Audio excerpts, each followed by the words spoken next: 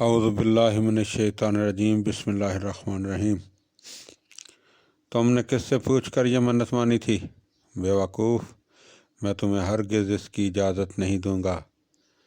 تمہیں معلوم نہیں امیر ابن زیاد کی طرف سے کتنی سخت تاکید ہے کہ کوئی اس زندان کے قریب بھی نہ پھٹکنے پائے۔ داروغہ زندان نے بگڑ کر کہا، میری نیت بری نہیں ہے جناب، میں صرف اپنی منت کی وجہ سے مجبور ہوں، خدا کے لیے میرے حال پر رحم کریں اور ساری عمر آپ کو دعائیں دوں گا۔ معلم گڑ گڑایا، اپنی یہ مین مین بند کرو اور یہ سارا تام جام اٹھا کر یہاں سے دفع ہو جاؤ۔ داروغہ زندان نے غرا کر معلم کو ایک کوڑا رسید کیا۔ خدا کے لیے داروغہ صاحب مجھے مایوس نہ کریں، میں نے ان چیزوں پر بہت خرچ کیا ہے، مجھے میری منت پوری کر لینے دیں۔ معلم منتیں کرنے لگا، تمہیں اپنا یہ خرچہ نہ تو نظر آتا ہے، اور جب میری نوکری چلی گئی تو اس کا ذمہ دار کون ہوگا؟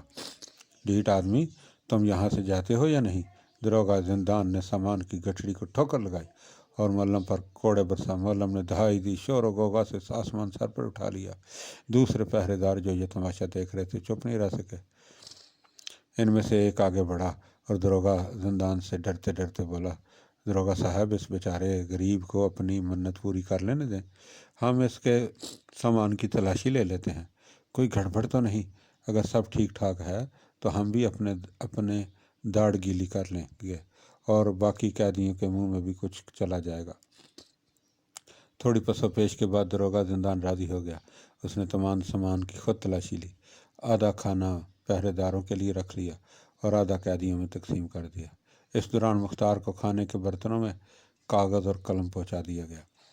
مختار نے زندان کی نیم تاریکی سے فائدہ اٹھا کر جیسے تیسے چند حروف اپنے بہنوئی عبداللہ ابن عمر کو اور ایک چھوٹا سا رکا اپنی بہن صفیہ کے نام لکھا، جس میں انہوں نے تاکید کی کہ وہ یزید سے سفارش کر کے اس کی رہائی کا بندوبست کریں۔ داروغہ زندان نے قیدیوں کو کھانا کھلانے کے دوران مختار سے دونوں رکے وصول کر لیے اور معلم کے حوالے کر دیے۔ معلم کی خوشی کا ٹھکانہ نہیں تھا، اسے تو جیسے جہان کی دولت مل گئی۔ اس نے اسی روز کسی نہ کسی ذریعے اس ابن زیاد سے کوفہ چھوڑنے کی اجازت لے لی۔ اس نے عمرہ کرنے کا بہانہ بنایا اور منزل مارتا سیدہ مختار کی بہن کے گھر مکہ جا پہنچا۔ معلم نے دستک دی تو مختار کی بہن صفیہ ہی دروازے پر آئی اور پوچھا کہ وہ کون ہے اور کیا چاہتا ہے؟ میں قاصد ہوں اور کوفے سے چلا آتا ہوں، معلم نے جواب کہا۔ کوفے کے نام نے صفیہ کو بے قرار کر دیا۔ اے قاصد، جلد بتاؤ کہ تم کس کے قاصد ہو اور کیا پیغام لائے ہو؟ میں مختار ابن ابی عبیدہ ثقفی کا پیغام لے کر آیا ہوں، کیا مجھے اندر آنے کی اجازت مل سکتی ہے؟ معلم نے دبی زبان سے کہا۔ صفیہ کا دل جیسے حلق میں دھڑکنے لگا، وہ بے تابی سے پکاری، عبداللہ عبداللہ جلد آؤ، دیکھو یہ شخص میرے پردیسی بھائی کا پیغام لایا، خدا کے لیے جلد آؤ اور اسے اندر آنے کی اجازت دو، اسے اندر لے کر آؤ اور پوچھو کہ میرے ستم رسیدہ بھائی نے کیا پیغام دیا ہے۔ پھر بھرائی ہوئی آواز میں معلم سے مخاطب ہوئی، اے قاصد، تجھ پر سلامتی اور رحمت ہو، تو میرے پیارے بھائی کا پیغام لے کر آیا ہے، تھوڑا توقف کر کہ عبداللہ آ کر تجھے عزت و احترام سے اندر لے آئیں۔ اس کی بے ساختہ پکار پر عبداللہ بن عمر باہر آئے، دیکھا وہ دروازے کے پاس کھڑی آنسو پونچھ رہی ہے۔ عبداللہ ابن عمر معلم کو اندر لے آئے، مہمان خانے میں بٹھایا، کنیزوں کو خاطر مدارات کرنے کے لیے کہا اور خود اس سے مختار کے خطوط لے کر زنان خانے میں آ گئے۔ زنان خانے میں آ کر عبداللہ بن عمر نے صفیہ نے بھائی کی ٹوٹی پھوٹی تحریر دیکھی تو روتے روتے اس کی ہچکی بند گئی اور عبداللہ سے بولی، عبداللہ، میرے بھائی کے شکستہ لفظوں نے میرے دل کو ٹکڑے ٹکڑے کر دیا ہے، خدا کے لیے مجھے اجازت دو کہ میں قاصد سے خود اپنے بھائی کا حال معلوم کروں، نہیں اس سے رنج علم کے سوا کچھ حاصل نہیں ہوگا۔ صفیہ، کیوں اپنی جان کو عذاب میں ڈالتی ہو؟ مختار کو حکومت کا باغی کہا جاتا ہے اور باغیوں کے ساتھ یہاں جو سلوک ہوتا ہے وہ کسی سے ढका छुपा नहीं है।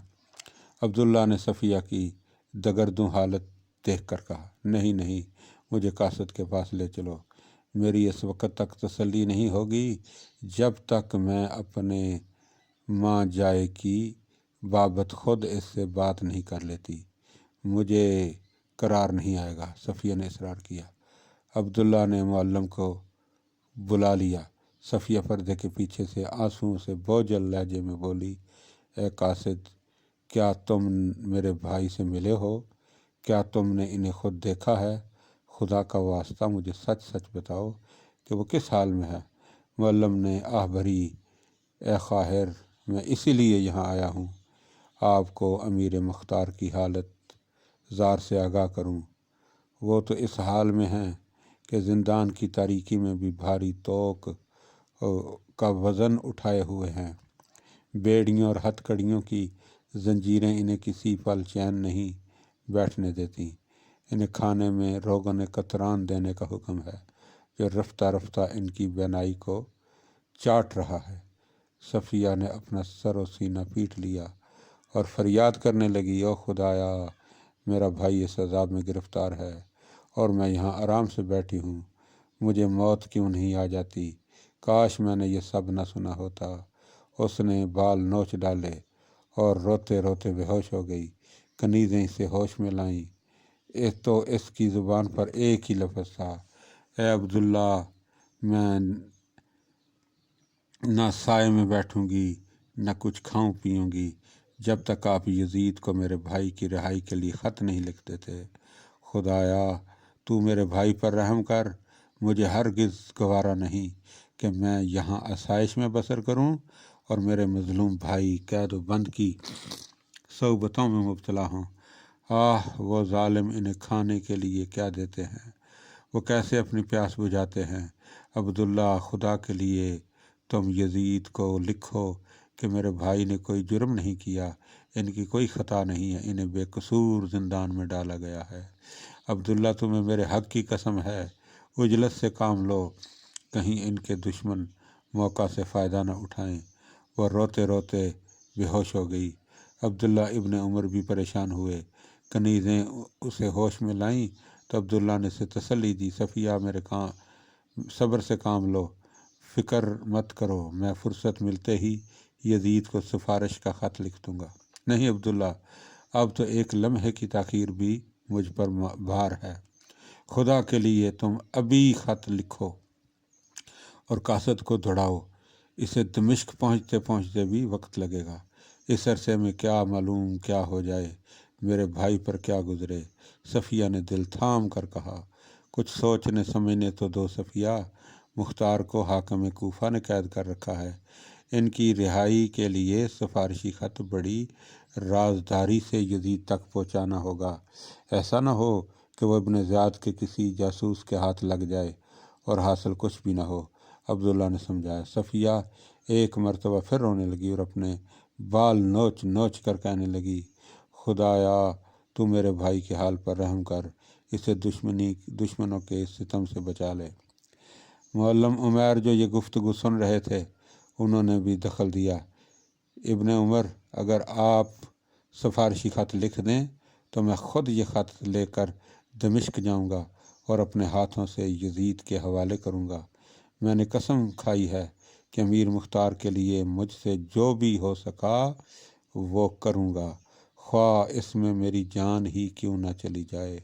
सफ़िया की जान में जान आ गई। वह मुअल्लम को दुआएं देने लगी और अब्दुल्ला से इसरार किया कि वो इसी वक्त ख़त लिख दें। अब्दुल्ला इब्न उमर इनकार न कर सके और उन्होंने रात ही ख़त लिख कर मुअल्लम को दे दिया। मुअल्लम उमैर ने वो ख़त बहफाजत अपने पास रखा और अलसुबह मुख्तार की बहन की दुआओं की छाँव में दमिश्क की तरफ रवाना हो गए। मुअल्लम मंजिलें मारते कड़े कोसों के फासले पलों में तय करते दमिश्क पहुँचे और एक सराय में जाकर उतरे। रात की छावनी छाने वाली थी। उन्होंने एक मरहला तय हो जाने पर खुदा का शुक्र अदा किया और आराम करने की गरज से लेट गए। رات بھر کی نیند نے صبح انہیں تازہ دم کر دیا۔ انہوں نے نہا دھو کر سفر کی گرد اتاری، دل ہی دل میں منصوبے بنائے اور اپنی کامیابی کی دعائیں مانگتے۔ وہ دربار دمشق کے علاقے میں پہنچے تو وہاں کی دنیا ہی نرالی تھی۔ وہ حیرت زدہ ہو کر اس کی شان و شوکت اور دربانوں کی کثرت کو دیکھتے رہے۔ انہیں مسجد نبوی اور مسجد کوفہ کا کچا فرش اور معمولی چٹائی یاد آئی۔ خود رسول صلی اللہ علیہ وآلہ وسلم اور امیر المومنین حضرت علی ابن ابی طالب علیہ السلام کا دربار شاہی یاد آیا۔ چند ہی سالوں میں اسلام کا مفہوم کس طرح سے بدل دیا گیا تھا۔ وہ اس انقلاب پر دل ہی دل میں رنجور ہوتے رہے۔ بات دربانوں تک پہنچے اور ان سے اپنا مدعا بیان کیا۔ انہوں نے اس کے معمولی لباس پر ایک نگاہ حقارت ڈالی اور نخوت سے بولے، تم ایسے تو خلیفہ یزید ابن معاویہ کے دربانوں سے بات کرنے کے قابل بھی نہیں، چہ جائے کہ انہیں دربار میں رسائی حاصل ہو۔ چلو یہاں سے غائب ہو جاؤ اور پھر کبھی ادھر کا رخ نہ کرنا۔ معلم منتیں کرنے لگے، نہیں جناب، میں بہت دور سے آیا ہوں، یہی آس لے کر بادشاہ کی زیارت کروں، خدا کے لیے میرے سوال کو رد نہ کرو۔ دربان لال پیلا ہو گئے۔ تم یہاں سے جاتے ہو؟ اس نے غصے سے کہا اور بات ادھوری چھوڑ دی اور قبضہ شمشیر پر ہاتھ رکھا۔ عمیر کو وہاں سے ٹل جانے میں ہی عافیت نظر آئی۔ وہ تھوڑی دیر ٹھہر کر کسی دوسرے دروازے پر پہنچے، لیکن وہاں بھی کامیابی نہیں ہوئی اور اس جگہ کے دربان نے بھی انہیں دھتکار دیا۔ وہ دن بھر کوشش کرتے رہے مگر گوہر مقصود ہاتھ نہیں آیا۔ بالآخر تھک ہار کر مایوسی کے بوجھ سے جھکے جھکے وہ ایک مسجد میں آن بیٹھے۔ نماز پڑھ کر دعا کے لیے ہاتھ اٹھائے تو آنسوؤں کا ایک تار سا بندھ گیا اور ان کے لب بے اختیار کہنے لگے، اے اللہ، تو مجھ پردیسی غریب الوطن کے حال پر رحم فرما اور کسی ایسے کو بھیج دے جو میری حاجت کو پورا کر دے۔ خدایا، تو اس پر اور اس کے والدین پر رحمت نازل کر جو میری مدد کرے۔ رات گزری اور دن نکلا۔ معلم نے کمر ہمت باندھی اور دربار کا قصد کیا۔ تمام دن وہ اسی کوشش میں لگے رہے کہ کسی طرح ان کی مراد بر